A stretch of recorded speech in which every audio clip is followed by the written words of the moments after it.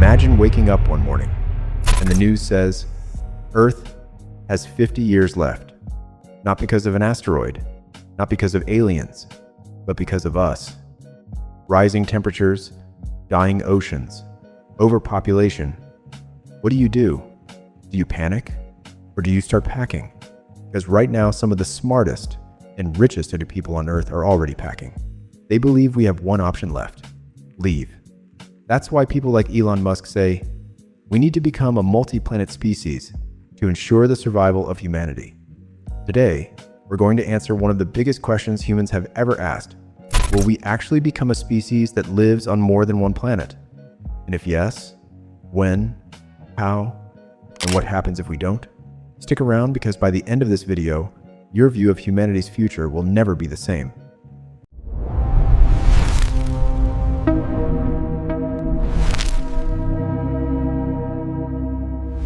Let's start with the basic question. Why would we ever leave Earth? Earth is beautiful. It has water, air, food, sunsets, and pizza. So why would we want to go live on a cold, dead rock millions of miles away? The answer is simple: backup. Think of it like your phone. You back up your photos because you know your phone could break one day. We need to back up humanity because Earth, like any phone, could break. Here are some real threats scientists warn about. Climate change is making parts of Earth unlivable. Sea levels are rising, droughts are getting worse. Pandemics can wipe out millions in months. We saw that just recently. A massive asteroid, like the one that killed the dinosaurs, could hit Earth again. It's not a question of if, it's when. And then there's nuclear war, which could happen anytime human politics goes very wrong. Now here's the thing.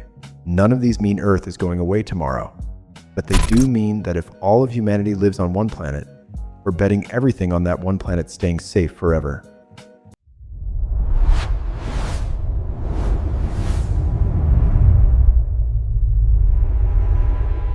Okay, so we need a backup planet. But why Mars? Why not the Moon? Why not Venus? Why not just build giant space stations? Great questions, let's break it down.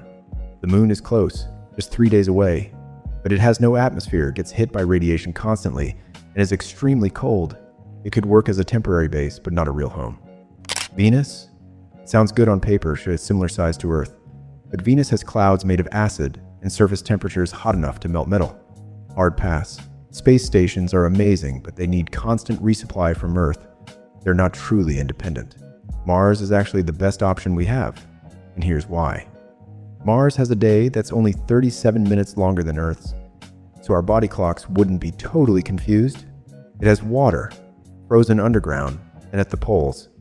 It has a thin atmosphere, which isn't breathable yet, but we could potentially change it over thousands of years. And it's close enough that we could reach it in about 6 to 9 months using current technology.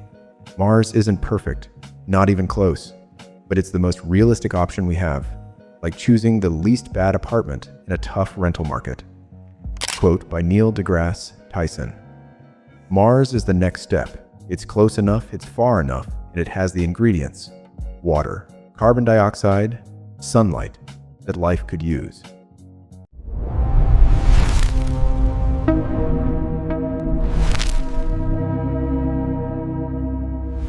Living on Mars would be nothing like life on Earth. It would be more like surviving in an extreme, hostile environment, where basic things like breathing or stepping outside require advanced technology. The planet has harsh temperature swings, low gravity that weakens the human body over time, and no natural protection from harmful radiation, making daily life dangerous without proper shielding. To survive, humans would likely live in specially designed habitats, either underground or inside sealed domes, where air, temperature, and safety can be controlled. Food would be grown indoors, water extracted from underground ice, and energy generated through solar or nuclear power. Companies like SpaceX are already working toward making this possible, with projects like the Starship rocket aimed at transporting large numbers of people to Mars at a much lower cost. Over the long term, scientists even consider transforming Mars itself through a process called terraforming, slowly making it more Earth-like. But this would take hundreds or even thousands of years. In short, living on Mars is possible in theory, but it would require extreme adaptation, advanced technology, and generations of effort.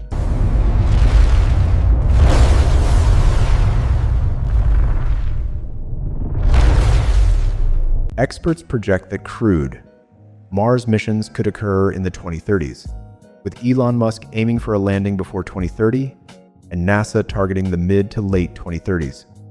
The 2040s to 2050s may see the establishment of small permanent outposts, resembling early Antarctic stations.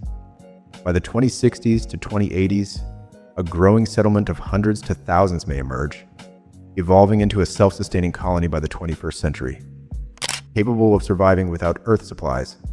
However, these timelines are optimistic, as challenges in space exploration frequently cause delays and complications. The discussion of sending humans to Mars within this decade was unthinkable 2 decades ago.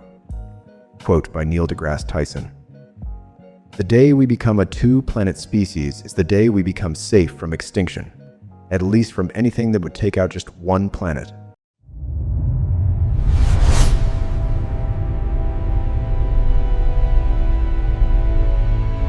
We still haven't solved. Now let's be honest, there are massive problems standing in the way. 1. Human body struggles in space.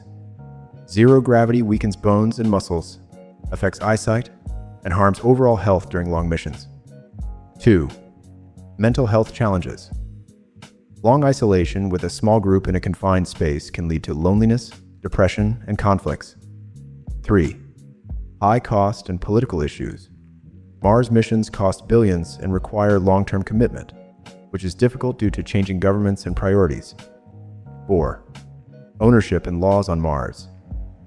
No one owns Mars yet, but future settlements will raise conflicts about land, rules, and resources. 5. Communication delay. Signals between Earth and Mars take minutes, so colonies must operate independently without immediate help. In the end, the question of whether humanity should become a multi-planet species remains open with no easy answer. If this video made you think, or even just made you look up at the sky a little differently tonight, hit that subscribe button. Drop a comment below. Do you think we'll make it to Mars in your lifetime? See you out there, in the stars.